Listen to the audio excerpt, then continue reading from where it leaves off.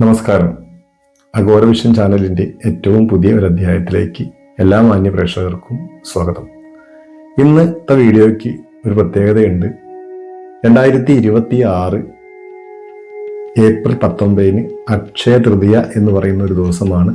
വൈശാഖ മാസത്തിലെ വെളുത്ത വർഷത്തിലെ ഒരു തൃതീയയാണ്, മൂന്നാമത്തെ ദിവസമാണ് അക്ഷയ തൃതീയയായിട്ട് ആഘോഷിക്കുന്നത്. അതുകൊണ്ട് തന്നെ ഈ അക്ഷയ തൃതീയയ്ക്ക് വലിയ പ്രാധാന്യമുണ്ട്. അക്ഷയ തൃതീയയുടെ ആ ദിവസം നമ്മൾ എന്ത് വസ്തു വാങ്ങിച്ചാലും അത് ഇരട്ടിക്കുമെന്നാണ്, സർവ്വ ഐശ്വര്യങ്ങളും നിലനിൽക്കുമെന്നാണ് വിശ്വാസം. അത് പ്രകാരം പുതിയ വീട് വയ്ക്കുക, പുതിയ വീട്ടിൽ താമസമാക്കുക, പുതിയ ബിസിനസ് തുടങ്ങുക, അല്ലെങ്കിൽ പുതിയ നല്ല മംഗളകരമായ വസ്തുക്കൾ നമ്മൾ വാങ്ങിക്കുക, ഇതൊക്കെ നമ്മുടെ വീട്ടിലേക്ക് ഐശ്വര്യം കൊണ്ടുവരുമെന്നാണ് വിശ്വാസം. പക്ഷേ ഒരു തെറ്റിദ്ധാരണ, സ്വർണം വാങ്ങിച്ചാലേ നമുക്ക് ഐശ്വര്യം വരൂ എന്നുള്ളതാണ്. അങ്ങനെ ഒരു തെറ്റിദ്ധാരണ വന്നിട്ട് 26 വർഷത്തോളമായി.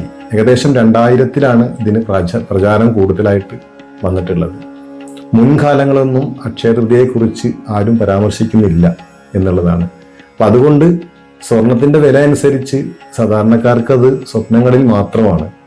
അതുകൊണ്ട് തന്നെ സാധാരണക്കാരും ടെൻഷൻ അടിക്കേണ്ട ആവശ്യമില്ല. അക്ഷയ തൃതീയയ്ക്ക് സ്വർണം വാങ്ങിച്ചില്ല എന്ന് വെച്ചിട്ട് നിങ്ങൾ ആരും ഒലിച്ചു പോകുന്നില്ല. നിങ്ങൾക്ക് ഐശ്വര്യം ഇല്ലാതെയും വരില്ല. നിങ്ങൾക്ക് ഐശ്വര്യം വരാൻ വേണ്ടി 3 വസ്തുക്കൾ നിങ്ങളുടെ വീട്ടിൽ സൂക്ഷിക്കുക.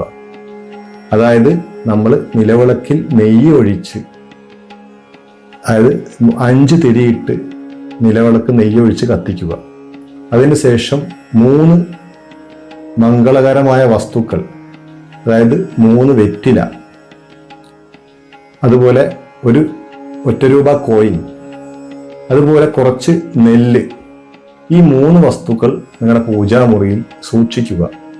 അതായത് നിലവിളക്ക് കൊളുത്തി നിങ്ങളുടെ ഇഷ്ടദേവതയെയും ഗുരുകാരണവന്മാരെയും പ്രാർത്ഥിച്ചതിന് ശേഷം ഈ വിളക്കിൻ്റെ മുന്നിലായിട്ട് ലക്ഷ്മി ദേവിയെ പ്രാർത്ഥിച്ചുകൊണ്ട് ഈ വസ്തുക്കൾ 3 പാത്രത്തിൽ വെച്ച് നല്ല രീതിയിൽ പ്രാർത്ഥന നടത്തുക. ഇത്രയും മാത്രം നിങ്ങൾ ചെയ്താൽ മതി. നിങ്ങൾക്ക് സർവ്വ ഐശ്വര്യങ്ങളും ഈ ഒരു വർഷക്കാലം മുഴുവൻ ലഭിക്കുമെന്ന് വിശ്വസിക്കാം.